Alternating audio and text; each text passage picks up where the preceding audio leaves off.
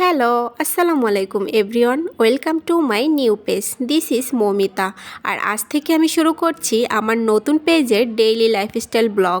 এখানে থাকবে আমার এভরিডে লাইফ, ছোট ছোট মুহূর্ত, হাসি কান্না, সব কিছুই রিয়েলভাবে। প্রতিদিন রাতেই আমি এটা ভেবে ঘুমাই যে পরদিন সকালবেলা একটু আর্লি মর্নিং ঘুম থেকে উঠবো, বাট আমি একটা দিনও সকাল সকাল ঘুম থেকে উঠতে পারি না। সকালবেলা ঘুম থেকে উঠে ফার্স্টে আমি ফেস ওয়াশ দিয়ে মুখটা ভালো করে ক্লিন করে নিয়েছি, দেন ময়শ্চারাইজার অ্যাপ্লাই করে নিয়েছি।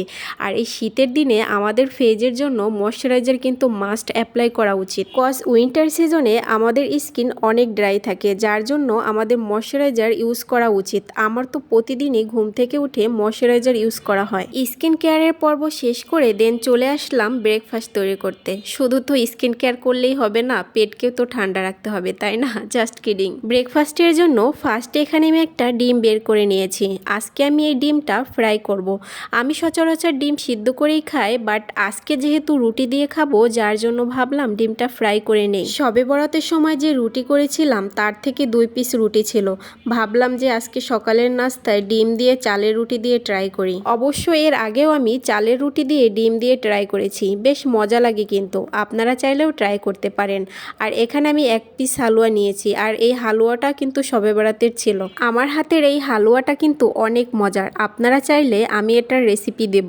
তো যাই হোক, সবগুলো নাস্তা একসাথে রেডি করে দেন আমি একটু ভিডিও ক্লিপ নিলাম। চালের রুটি তো এমনিতেই আমার অনেক ফেভারিট, তার সাথে ডিম ফ্রাই অসাধারণ কম্বিনেশন। আপনারা চাইলেও কিন্তু এভাবে বাড়িতে ট্রাই করতে পারেন।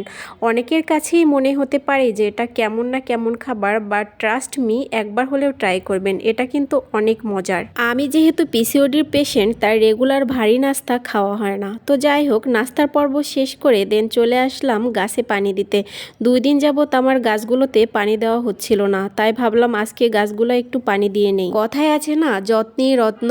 গাছগুলোতে 2 দিন পানি না দেওয়াতে পাতাগুলো একটু ড্রাই হয়ে গিয়েছে।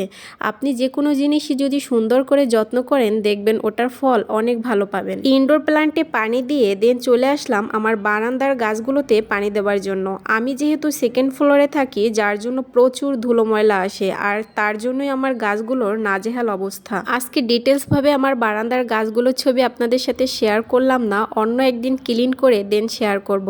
তো যাই হোক, গাছে পানি দিয়ে দেন চলে আসলাম কিছু সবজি নেওয়ার জন্য। আমি একদিনে অনেকগুলো সবজি কিনে ফ্রিজে স্টোর করি না, প্রতিদিনের সবজি প্রতিদিন কিনি। আর আমার কাছে ফ্রেশ সবজি খেতেই অনেক ভালো লাগে। বাজার থেকে সবজি কিনে এনে দেন সেগুলো কেটে রান্নার জন্য প্রিপেয়ার করে নিয়েছি। এখানে আমি ফুলকপি আর আলু কেটে নিয়েছি, আর সাথে নিয়েছি কলমি শাক আর আলু কুচি করে নিয়েছি। আজকে আমি এই 2টা আইটেমই রান্না করব। মাঝে মাঝে মাছ মাংস খেতে খেতে একদম বোর লাগে, তাই মাঝে মাঝে আমি এরকম সবজি খাওয়ার ট্রাই করি। আজকে লাঞ্চের মেনুতে ছিল ফুলকপি, আলু আর চিংড়ি মাছ দিয়ে ঝোল ঝোল রান্না, আর ছিল কলমি শাক ভাজি। আসলে রান্নার ফুল ডিটেলস আমি শেয়ার করতে পারিনি, কজ আমার রান্না করা আর ভিডিও করা 2টা একসাথে বোরিং লাগে, তাই আমি অল্প অল্প ক্লিপ নিয়েছি। দেখুন আমার শাকের কালারটা কত সুন্দর এসেছে। আসলে এখানে কালার সুন্দর হওয়ার একটা কারণ হচ্ছে আমি ঢাকনা দিয়ে ঢেকে রাখি নাই। যদি আপনি কলমি শাক ভাজি রান্না করার সময় ঢাকনা দিয়ে ঢেকে রাখেন, তাহলে কিন্তু কালারটা আর সুন্দর থাকে না, I mean natural colour green থাকে না। তো যাই হোক, আমার রান্না শেষ হওয়ার পরে আমি এখানে প্লেটে সার্ভ করে নিয়েছি। আমার তো কলমি শাক ভাজি আর সাথে এরকম নাগামরিচ থাকলে নিমেষেই 1 প্লেট ভাত শেষ করে ফেলতে পারি। যে কোনো ভাজি আইটেমের সাথে যদি এরকম ঝাল ঝাল নাগামরিচ থাকে, তাহলে আর কিছুই লাগে না।